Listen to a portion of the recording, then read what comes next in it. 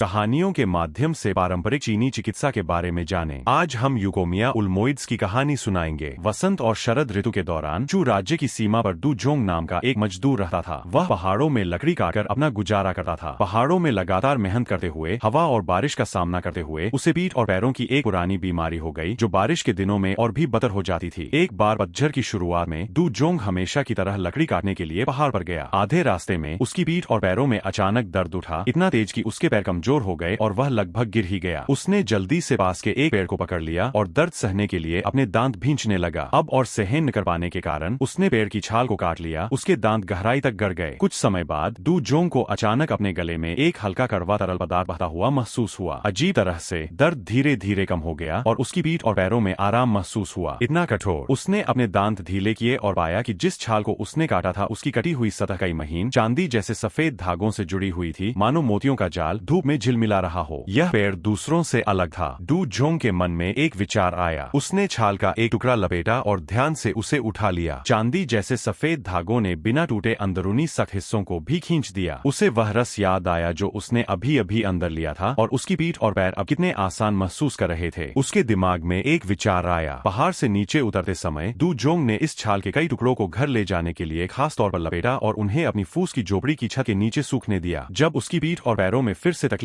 महसूस हुई तो उसने छाल को काटा। उनके पड़ोसी बड़ी जांग, जो खुद भी पुराने पीठ दर्द से पीड़ित थे, ने सुना कि दू जोंग पीछे नहीं रहना चाहता था, इसलिए पूछताछ करने झांग के दरवाजे पर आया। मैंने सुना है कि तुम्हारे पास एक तरीका है, उसने कहा। दू जोंग ने बिना किसी हिचकिचाहट के अपना अनुभव सुनाया और झांग को कुछ पेड़ की छाल भी दी। इसे घर ले जाओ और पानी में उबाल कर देखो, उसने झांग से कहा। शायद काम करे। झांग घर गया, छाल को पानी में उबाला और 7-8 दिनों तक उसे पीता रहा। उसकी पीठ में बहुत आराम महसूस हुआ और वह अब और भी आसानी से काम कर पा रहा था। वह हर किसी से कहता, दू जोंग की पेड़ की छाल वाकई बहुत अच्छी है, इससे मेरी कमर को आराम मिला। यह एक स्थानीय किंवदंती बन गई जो आसपास के गांवों में मशहूर हो गई। जब भी दू जोंग पहाड़ पर लकड़ी काटने जाता तो वह हमेशा इस छाल में से कुछ इकट्ठा करता और जरूरतमंदों में बांट देता। गांव का एक जानकार बूढ़ा आदमी यह सुनकर दू जोंग को ढूंढने आया। छाल की जांच करने और उसके उपयोग के बारे में पूछताछ करने के बाद बूढ़े व्यक्ति ने बार बार सिर हिलाया। इस पेड़ की छाल हल्की होती है और पीठ के निचले हिस्से और पैरों के लिए बहुत फायदेमंद होती है। आपने संयोग से कुछ अद्भुत खोज निकाला है। उन्होंने सुझाव दिया कि दू जोंग छाल को सुखाकर सुरक्षित रखें और जरूरत पड़ने पर इसका काढ़ा बनाकर या शराब में मिलाकर इस्तेमाल करें। कमजोर पीठ और पैरों या अकड़न वाली मांसपेशियों और हड्डियों वाले लोगों को इससे बहुत आराम मिलेगा। तब से दू जोंग न केवल खुद बेहतर महसूस करने लगा, बल्कि अनगिनत गांव वालों की भी मदद की। उनकी स्मृति में सभी ने छाल का नाम दू जोंग रखा और बाद में यह पेड़ दू जोंग वृक्ष के नाम से जाना जाने लगा। आज चू के पहाड़ों से गुजरते हुए आपको हर जगह दू जोंग के पेड़ दिखाई देंगे। छाल पर चांदी जैसे सफेद धागे आज भी धूप में झिलमिलाते हैं, मानो लकड़हारे दू जोंग की कहानी कह रहे हों। सभी गांव वाले कहते हैं कि छाल के इस छोटे से टुकड़े ने पीठ के निचले हिस्से और पैरों की समस्याओं से जूझ रहे कई लोगों की मदद की है।